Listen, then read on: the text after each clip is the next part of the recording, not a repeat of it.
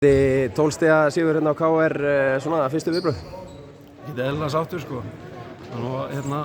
Sævar á bara ótrúlega stóran þátt í þessu sigri sko. Hann svona halda vel utan um stelpurnar og ég kem að það inn bara svona hálfpartinn sem peppíkura sko. Þannig að bara ég er eðlilega ánægður með stelpurnar og bara heldur fókus allan tíman. Það var ekkert verið að detta í vorkunni eða væl og að við klúðruðum eða þú veist, eins og þegar mann líður stundum þegar það kemur áhlaup frá hinum að það sé alltaf verið að brjóta manni sko. Það bara var áframgak. Það er það sem ég er ánægður með. Voru margar áherslubreytingar hjá þér fyrir þennan fyrsta leikið þér? Nei, ekki neinar bara. Þetta er bara alltaf sama sko.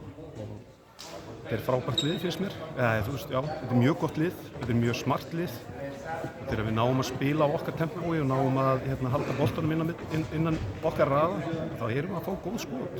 Og bara hittum ógeðslega vel í dag. Það var bara skotsýning á kafla sko, hjá báðum liðum.